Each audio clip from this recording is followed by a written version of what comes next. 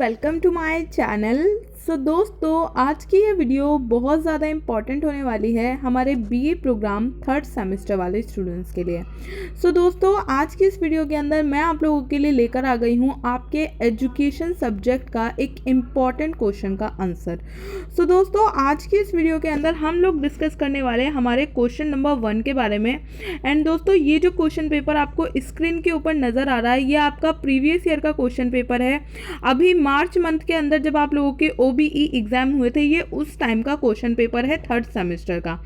दोस्तों, इस question paper के अंदर से कई क्वेश्चन आपको रिपीट इस बार देखने को मिल सकते हैं। एंड दोस्तों, आप लोगों को ये क्वेश्चन पेपर सॉल्व करके ज़रूर जाना चाहिए अपने एग्जाम से पहले। दोस्तों, आप लोगों के लिए मैं लेकर आ गई हूँ क्वेश्चन आंसर। दोस्तों, हम लोग डिस्कस करने वाले हैं हमारे क्वेश्चन नंबर 1 के बारे में। क्वेश्चन नंबर 1 के अंदर हमसे पूछा जा रहा है कि हमारे देश में शिक्षा की पारंपरिक प्रणालियों पर उपनिवेशवाद के प्रभावों का वर्णन कीजिए।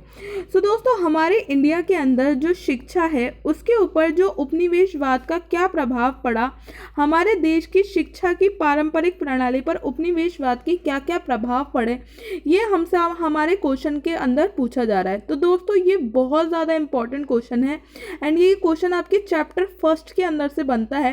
एंड चैप्टर 1 के अंदर से आपके 2-3 और इम्पॉर्टेंट क्वेश्चन हैं जो कि बनते हैं एंड आपके एग्जाम में आने के चांसेस हैं। दोस्तों, वो सभी क्वेश्चन मैं आपको कराने वाली हूँ, आप लोगों को टेंशन लेने की ज़रूरत नहीं है। दोस्तों, चलिए फटाफट से इस क्वेश्चन से रिलेटेड सारे इंपॉर्टेंट पॉइंट को डिस्कस करना शुरू करते हैं। दोस्तों, हमारा जो सबसे पहला और इम्पॉर्टेंट पॉइंट है वो है हमारा परिचय। तो परिचय आप लोगों को कुछ इस तरीके से देना है कि ब्रिटिश शासन के आगमन के साथ ही शिक्षा प्रणाली में एक महत्वपूर्ण बदलाव आया। भारतीयों को शिक्षित करने के लिए पश्चिमी विद्यालय प्रणाली की स्थापना की गई। अंग्रेज़ों की भाषा होने के नाते अंग्रेज़ी प्रभावी संस्कृति की भाषा बन गई। उसे निर्देश देने के माध्यम के रूप में तथा चिंतन सक्षम भाषा के रूप में देखा जाने लगा। इस तरह शिक्षा की पश्चिमी प्रणाली की तर्ज पर शिक्षा प्रदान की गई। औपनिवेशिक शिक्षा औपनिवेशिक देश पर बेहतर नियंत्रण के लिए होती है, ना कि उसके विकास के लिए।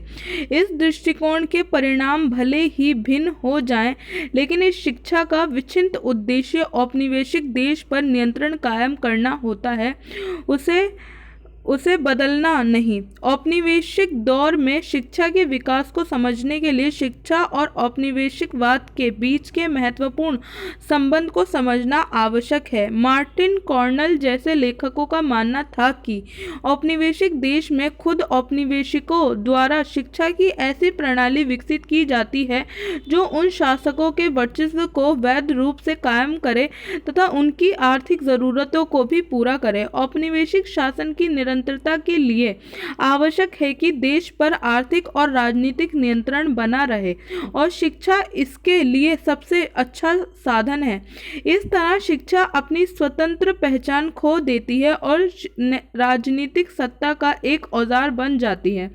निश्चित तौर पर औपनिवेशिक शिक्षा उस संस्कृति को परिवर्तित कर उसे एक औपनिवेशिक देश में बदल देती है। नए विचार पारंपरिक ज्ञान में वृद्धि तो करते हैं, किंतु इसके लिए एक औपनिवेशिक देश को बहुत कुछ खोना पड़ता है। दोस्तों, आप लोगों को इस तरीके से अपने क्वेश्चन नंबर 1 के अंदर इंट्रोडक्शन देना है। दोस्तों, क्वेश्चन नंबर 1 के अंदर बिल्कुल बेसिक सी चीज़ें पूछी गई हैं। आपसे पूछा गया है कि शिक्षा के ऊपर औपनिवेशिक काल का क्या प्रभाव पड़ा। तो यहाँ पे आप लोगों को मैंने बताया कि कैसे चीज़ें चेंज होनी शुरू हो गई जब ब्रिटिश हमारे इंडिया के अंदर आए और उन्होंने अपनी शिक्षा प्रणाली यहाँ पे लागू की। दोस्तों, ये पूरा परिचय आप लोगों को ध्यान रखना है, इंपॉर्टेंट है आप लोगों के लिए। एंड यहाँ पे आप लोगों को इनका नाम भी ध्यान रखना है, मार्टिन कॉर्नेल का, जो कि बहुत ज़्यादा इंपॉर्टेंट लेखक हैं। इनका नाम आप लोग ज़रूर ध्यान रखिएगा। दोस्तों, चलिए अब फटाफट से बढ़ते हैं हम हमारे नेक्स्ट पॉइंट की तरफ, जो कि है औपनिवेशिक शिक्षा के उद्देश्य। दोस्तों, औपनिवेशिक शिक्षा के क्या क्या उद्देश्य थे, नेक्स्ट पॉइंट के अंदर इसी के बारे में हम लोग डिस्कस करने वाले हैं। ब्रिटिश अंततः 1857 तक भारत में शिक्षा की एक मजबूत औपनिवेशिक प्रणाली को स्थापित करने में सफल हो गए। औपनिवेशिक शिक्षा का मुख्य उद्देश्य स्थानीय प्रशासन के कामकाज संभाल सकने वाले भारतीय क्लर्कों को तैयार करना तथा अंग्रेजी तरीके में ढले भारतीयों के एक वर्ग को तैयार करना था।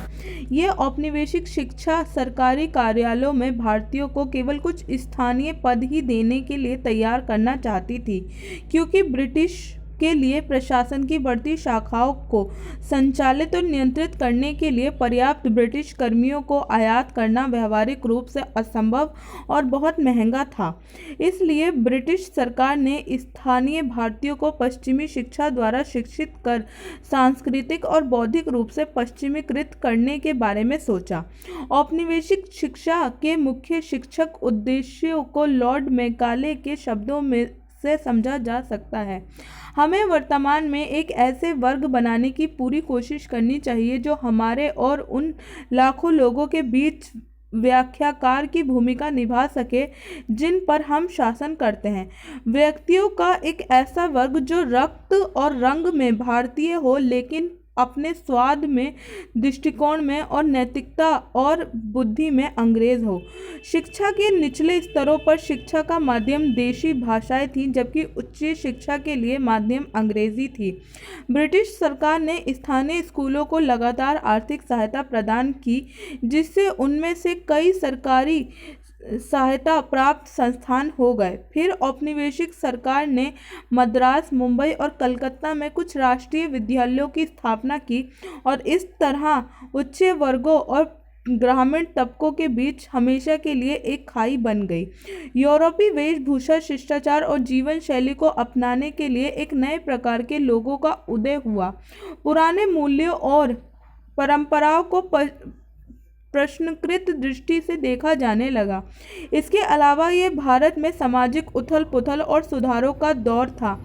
मैकाले का विचार था कि एक अच्छे यूरोपीय पुस्तकालय की एक ही अलमारी भारत और अरब के पूरे मूल साहित्य के बराबर है। अंततः ब्रिटिश शिक्षा का उद्देश्य भारतीयों के मन में यूरोपीय ज्ञान का विकास करना था और इसलिए भारत में ब्रिटिश द्वारा स्थापित शैक्षिक प्रणाली को पूर्णतः औपनिवेशिक कहा जा सकता है। सो दोस्तों, मैंने आप लोगों को इन पॉइंट्स के अंदर बताया कि बेसिकली जो औपनिवेशिक शिक्षा प्रणाली थी उसका जो मेन उद्देश्य था, जो उसका असली उद्देश्य था, वो क्या था। तो दोस्तों, ये पॉइंट आप लोगों के लिए बहुत इंपॉर्टेंट है।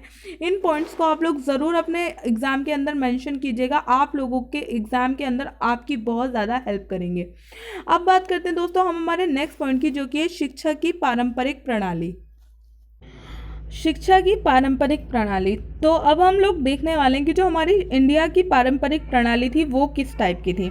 भारत में 18वीं 19वीं सदी के अंत में मुसलमानों के लिए मदरसा और मकतब तथा हिंदुओं के लिए टोकल और पाठशालाएं हुआ करती थीं। यही फारसी और अन्य देशी भाषाओं में प्राथमिक स्तर के शिक्षण संस्थानों से लेकर उच्च शिक्षा के केंद्र भी होते थे। धर्मनिरपेक्ष और वैज्ञानिक ज्ञान की कमी उस समय के उच्च शैक्षिक संस्थानों की सीमाएं थीं। उस समय फारसी अदालती भाषा थी और इसलिए कई हिंदुओं ने फारसी विद्यालयों में दाखिला लिया तथा अध्यापन भी किया। टोल अथवा मदरसा कुछ भी हो, इनकी कुछ निश्चित मानक विशेषताएं थीं। शिक्षा की पारंपरिक प्रणाली की विशेषताएं।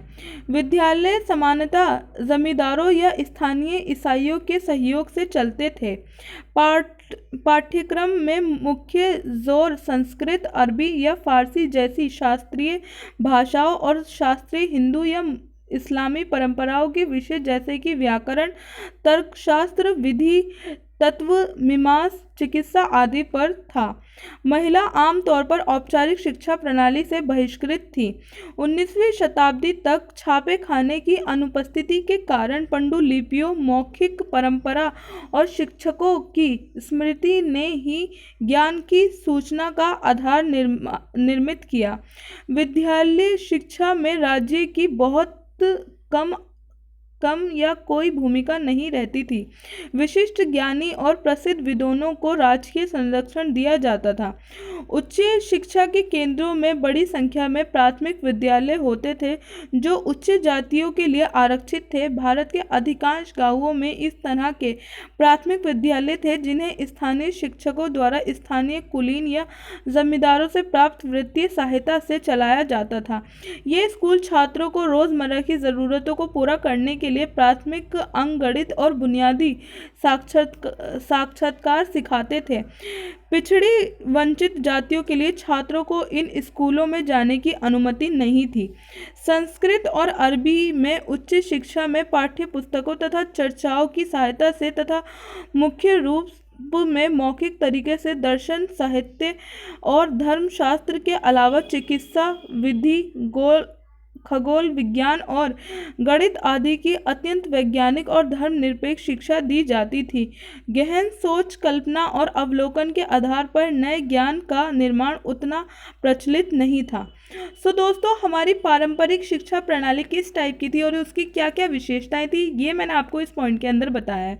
ये पॉइंट इंपॉर्टेंट है, आप लोगों को ज़रूर मेंशन करना है। दोस्तों, अब है हमारा नेक्स्ट पॉइंट जो कि हमारे क्वेश्चन के अंदर हमसे मेन पॉइंट पूछा गया है, शिक्षा की पारंपरिक प्रणाली पर उपनिवेशवाद के प्रभाव। दोस्तों, आप लोगों को प्रभाव बताने से पहले उपनिवेशवाद शिक्षा की सारी चीज़ें बतानी है और पारंपरिक शिक्षा से रिलेटेड चीज़ें बतानी है, उसके बाद आपको ये पॉइंट मेंशन करना है। अब बात करते हैं वन बाय वन करके इन पॉइंट्स की। शिक्षा की पारंपरिक प्रणाली का स्थान शिक्षा की पश्चिमी प्रणाली ने ले लिया। पारंपरिक विषयों को रसायन विज्ञान, भौतिक विज्ञान, अर्थशास्त्र आदि जैसे विषयों ने बदल दिया था। शिक्षक एक स्वतंत्र व्यक्तित्व से बदलकर सरकारी या निजी संगठन का वेतनधारी एजेंट हो गया। शिक्षार्थियों को पाठ्यक्रम पूरा होने के बाद प्रमाण पत्र प्रदान करने का अनुक्रम किया गया था। इसने लोगों की मानसिकता को बदल दिया। इसका सामाजिक पक्ष इतना प्रभावी था कि सरकार की सहायता के बिना स्कूलों को चलाना संभव नहीं था। दूसरी ओर शिक्षार्थी फीस की उच्च राशि का भुगतान करने के लिए तैयार थे। शिक्षार्थियों को यहाँ अपना भविष्य उज्जवल दिखाई पड़ रहा था और इसलिए वे इसे बदलाव के लिए तैयार थे। पारंपरिक मदरसों या पाठ्यशालाओं की छवि धीरे धीरे धूमिल होने लगी। दोस्तों, ये कुछ प्रभाव थे जो कि हमारी शिक्षा प्रणाली पर पड़ने लगे औपनिवेशिकवाद के कारण। अब बात करते हैं दोस्तों हमारे नेक्स्ट पॉइंट की, जो कि है शिक्षा की पारंपरिक प्रणाली पर औपनिवेशिकवाद के प्रभाव के कारण। भारतीय जाति व्यवस्था में ब्राह्मणों के ज्ञान का दूसरी जातियों के कौशल आधारित ज्ञान व व्यवहारिक कलाओं की स्थिति के बीच प्रतिक्रिया था। भारतीय औद्योगिक क्रांति की विफलता और राष्ट्रीय राज्य के उद्भव में विलंब से उपज तकनीक व युग का पिछड़ापन, रूढ़िवादी हिंदुओं की सत्तावादी हट धर्मी बौद्धिक प्रवृत्ति पारंपरिक शिक्षा प्रणाली के पतन की प्रमुख वजह थी। ज़्यादातर विद्वान स्थानीय नियमों के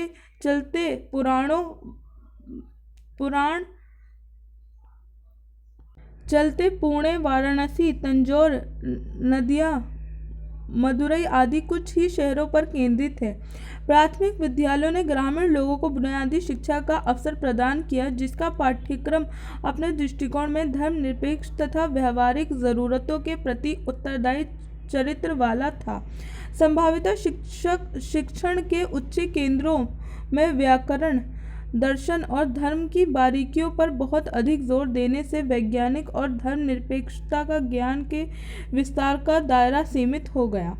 दोस्तों, ये पॉइंट आप लोगों को ज़रूर ध्यान रखना है। ये लास्ट का पॉइंट आप लोगों के लिए बहुत इंपॉर्टेंट है। एंड दोस्तों, यहाँ पे इस तरीके से हमारा आंसर फिनिश होता है। आप लोगों का फर्स्ट क्वेश्चन का आंसर मैंने आपको अच्छे से कंप्लीट करा दिया है। उम्मीद करती हूँ ये वीडियो आप लोगों के लिए बहुत ज़्यादा हेल्पफुल रहेगी दोस्तों। दोस्तों, अगर ये वीडियो आप लोगों को अच्छी लगे तो प्लीज़ इस वीडियो को आप लोग ज़्यादा से ज़्यादा लाइक कीजिएगा, ज़्यादा से ज़्यादा शेयर कीजिएगा।